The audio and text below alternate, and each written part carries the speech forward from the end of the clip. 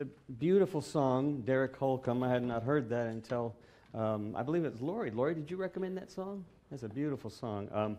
And yet, I'm going to ask this question, is that really the case? Love is all we've got to give away. I mean, I loved that song for that very reason. I thought, what a great message. Love is what we've got to give away. That's what we've got. And then it kind of started reminding me of what we do in times of crises, right? What we do in times of chaos. When the hurricane struck, what did we see on the Facebook posting that suddenly started coming up, which has surprised me that it never came up so prominently in previous disasters and calls for response. But all of a sudden there was just this train that everybody jumped on. Don't send shoes. And so you kept seeing these articles, and then everybody kept passing these articles to one another. It's like, don't send any shoes. We got tons of shoes. People are sending high-heeled shoes. They're sending their nice loafers. They're just all of these shoes. And so it's stop sending shoes. It's as if we were out of touch. But we wanted to be helpful, right? We want to be helpful. And so now, we all of our thoughts and prayers are there. And while it's genuine, right? It's genuine. But is that really what we're sending? Is that really what we're offering? Is love really all we have to give away?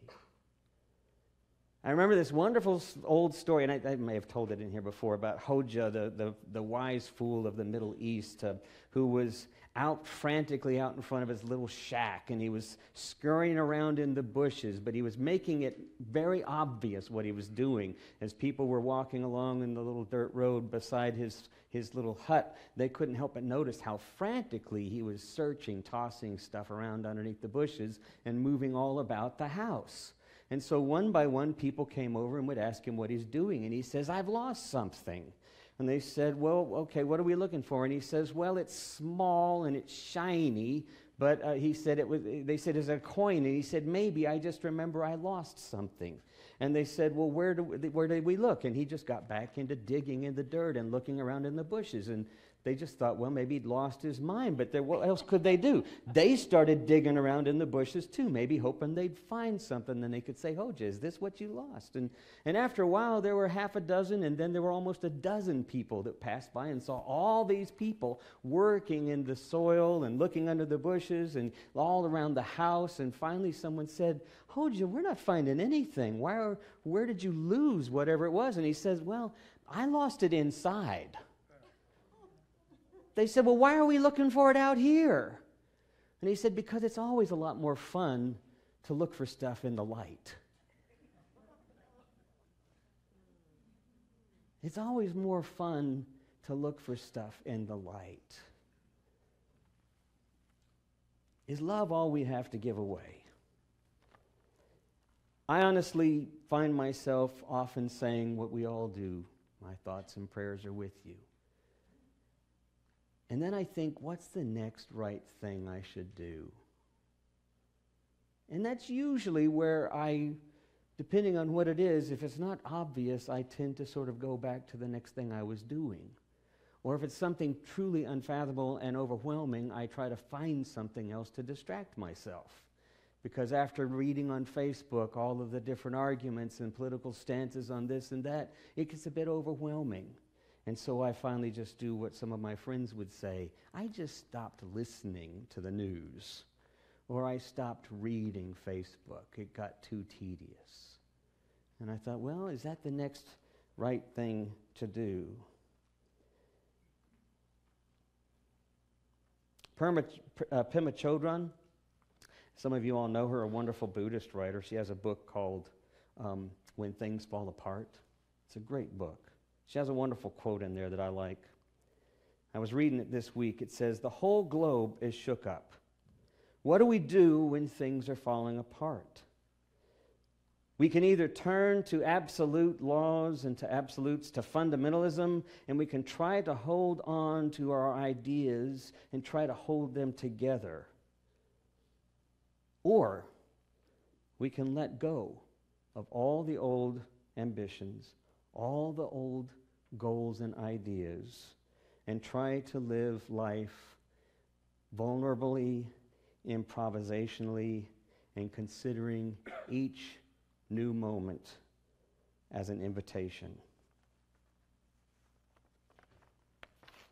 Paul writes at the end of this text, which I think is beautiful. And it's familiar to most of us. It's a beautiful passage. We remember this passage. I don't know if you remember the context of it. This passage where Paul says, finally, whatever is true, whatever is noble, whatever is right, whatever is pure, whatever is lovely or admirable, if anything is excellent or praiseworthy, then consider such things. Consider those things.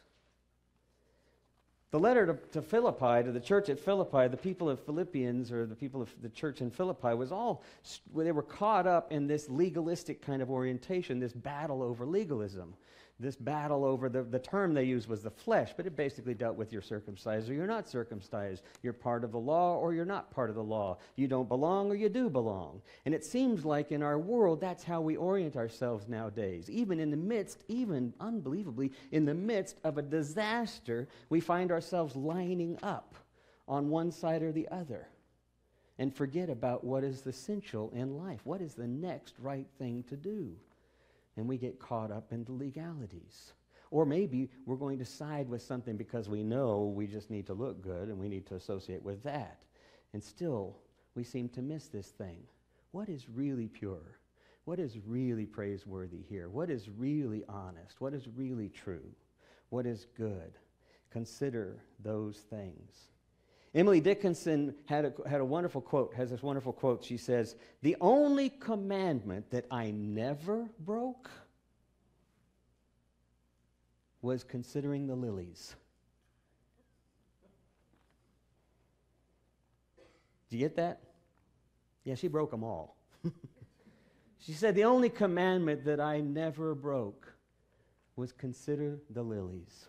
Do you remember that? Do you remember that passage? When Jesus told the disciples or whoever was gathered around him and they're all upset and worried, and he says, consider the lilies. They don't toil, they don't worry, they don't spin this way or that way. They live their life in the midst of their life. They're clothed as they are. Consider the lilies. Pema Chodron said, in the midst of the chaos, in the midst when the life gets turned upside down, what's the next thing to do?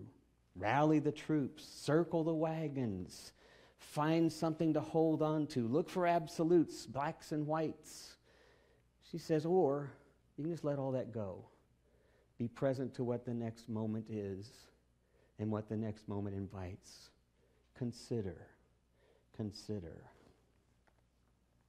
When I felt this deep call to be in ministry years and years and years ago, next week we're going to start. We were starting the commandments. I'm only hinting at them today. We're going where this might go, but we're going to look at them over the next few Sundays and have some fun looking at the 10 Commandments in a different way, I think, a way that has inspired me to get back into it. And I'll tell you why that even mattered next week. But for this week, we're thinking about the next right thing to do in the midst of this bizarre and crazy world that we're living in. And I remember going to seminary because I felt this deep sense of call that was where God wanted me to be. The next thing I was supposed to be doing was to be in seminary. I'd been a social worker for 2 years. I'd worked at Planned Parenthood as the very first, proud to say, and of course that's a whole political nest that I'll just dance over. I'm going to leap over it right now. But just to tell you, I was the very first male family planning counselor for Austin Planned Parenthood. And which I found to be an incredibly intimidating, but now that I look back on it, special moment. But it was a very challenging job. Then my second year was to work with narcotic addicts, which the church has been harder, trust me. It's had its highs and lows moments over the last 30 years. I'm kidding, of course, kind of kidding. The reality is that addiction is rampant. You don't have to be a narcotic addict to be living in the midst of addictions. We live in the midst of addictions. Our whole culture is oriented around addictions. Our problem with guns, our problem with trucks, our problem with greenhouse gases, our problem with cigarettes. We just don't face our addictions, right? We don't face them. we run to them and project something out there as our sort of focal point. That's why we got to have the Ten Commandments in the courthouse, because we don't really know what the Ten Commandments say, but somehow they're better than me facing what it is I'm really dealing with. Right? I mean, we do that. That's what addictive personalities do. We live in a consumerist culture. Why am I talking about the Ten Commandments? I'm sorry. So that's next week.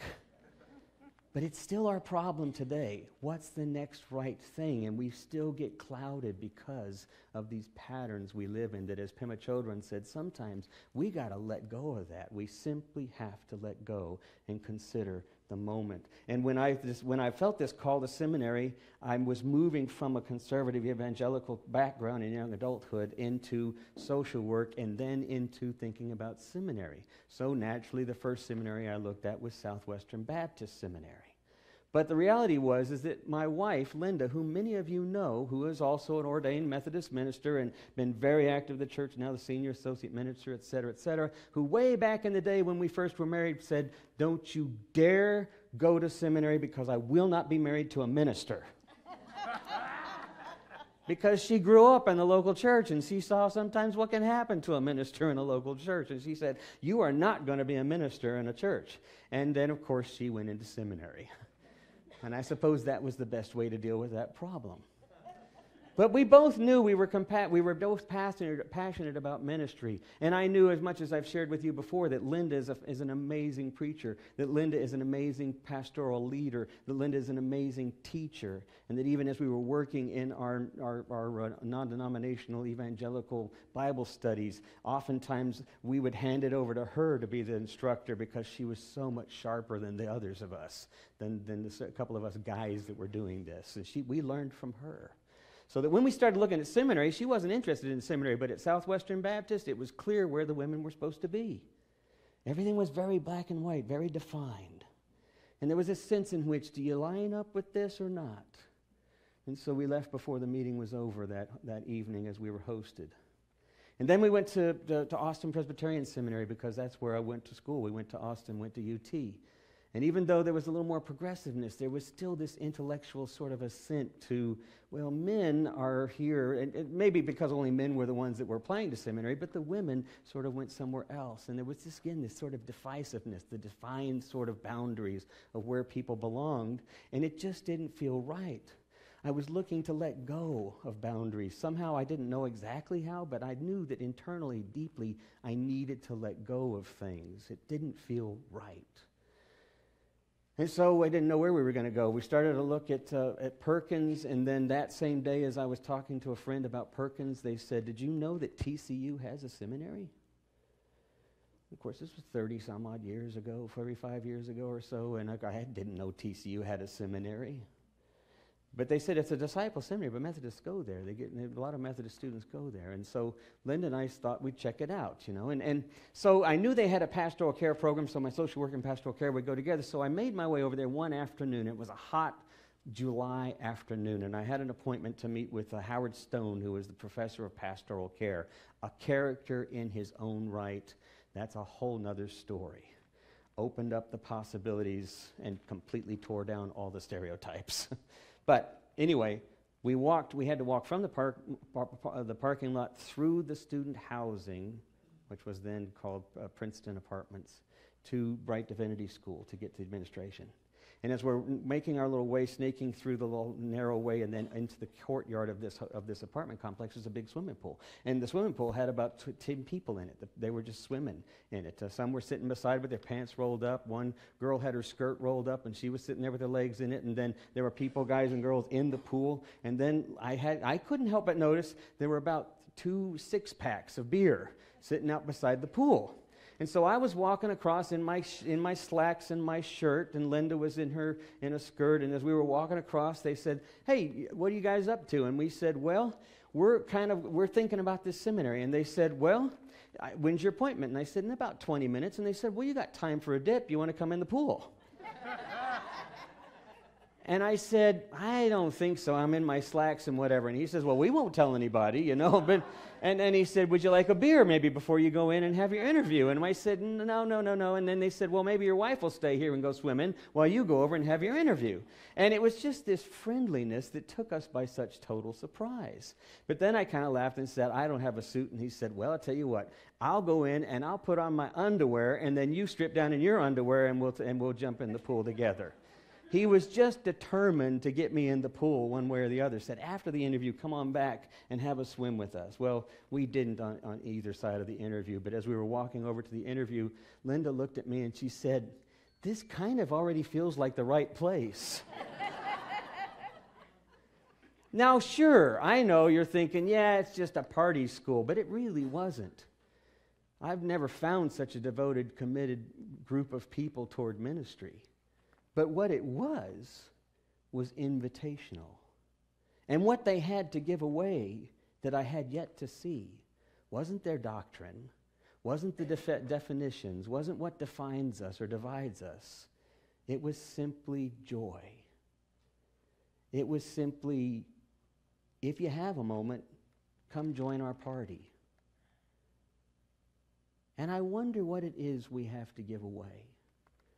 Because sometimes I think what we have to give away, we think is our love.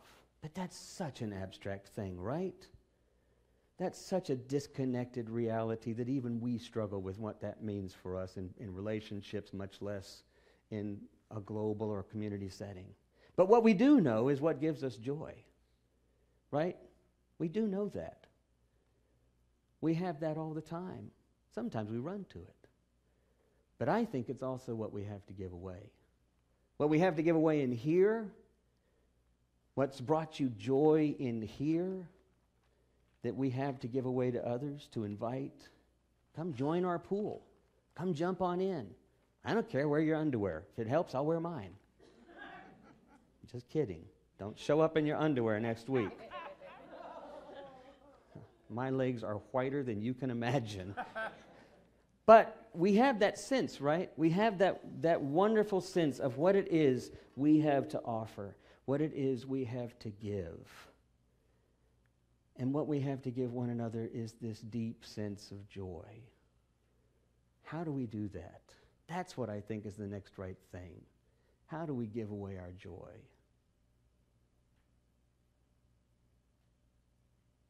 Well, I encourage you, I invite you, I challenge you to think about that. Certainly, I know how we do it in here. And I know, yeah, look, they took the hint. I know how we do it in here, right? Yes. And we know how to do that in here. Maybe we can also begin to think of how we can do that in small ways out there as well. Pema Chodron, when she writes, consider life moment to moment. Take it improvisationally. But how do you do that first? You got to let go of everything else that puts a wall up. Amen.